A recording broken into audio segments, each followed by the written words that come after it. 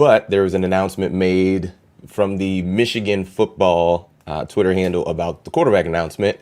And yesterday I shot you a text like, hey man, do you want to do a stream to kind of talk about the decision? And you said, absolutely yes.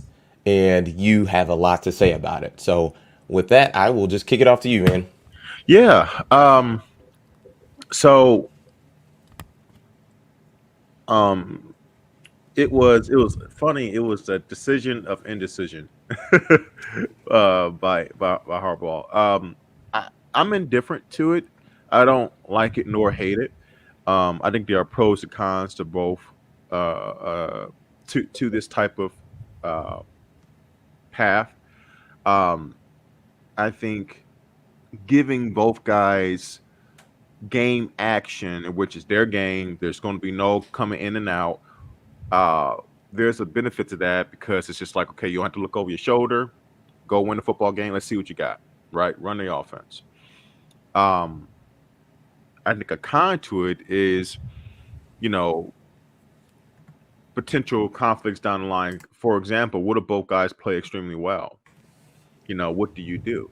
Because at some point, you're going to have to make a decision here. And Des, me and you have been on this um, pretty much all off season.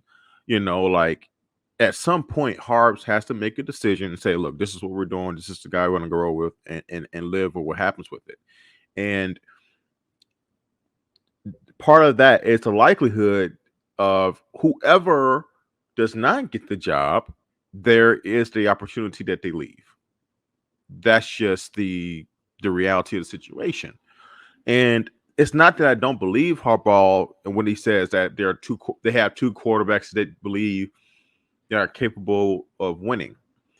But you can't convince me that a big part of his indecision is the fear of one guy leaving if they don't get the job.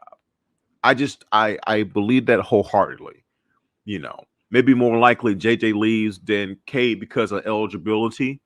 And Cade's already, I think, has this year and maybe next year, and if he decides to come back due to a red shirt because of COVID. But JJ has at least 3.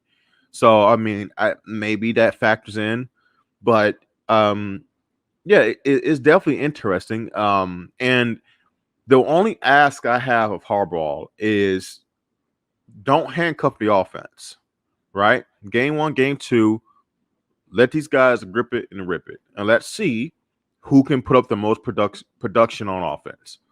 Because to me, you can't fully evaluate who the better quarterback is if you do the approach they did last year, even with teams they were way better than, right? I mean, what evaluation are you getting out of having your quarterback have 15 attempts? You know what I'm saying? Like, no. I think both guys need to have about 35 attempts at least, and let's see what they do. If Cade has 35 attempts and he goes 2 touchdowns, 2 or 3 touchdowns and 350 yards and he's efficient, but JJ gives you 4 touchdowns and 2 picks and, maybe he gives you 400 yards, something crazy like that because of how bad the opponent is. Yeah, you'll have to weigh that. That is a legitimate evaluation because in that particular situation, Cade is showing that he's efficient and he's scoring points, which you knew he could do. But JJ may show you a few more explosive plays down the field, and his yards may look better, but maybe he gave you a few more turnovers, right, due to inexperience or him being a little bit more of a gunslinger. So I just think that if they're going to do this, which they are, make sure that you letting these kids let it go and let their true game show itself. So there's no more indecision. And Steve Dace said that he liked it because of the transparency of it, and I agree with it. I agree with him on that thought process. That there's going to be no more posturing, no more rumors. We're going to see for a full game what both these guys can do, right? And so when they finally do make a decision, whatever camp you're on, you have either more burden of proof for your guy starting, or you don't, or you have less proof. And it's like, maybe my guy can't start. You know what I'm saying? So there are pros and cons to it, but Yeah, I'm pretty much down the middle.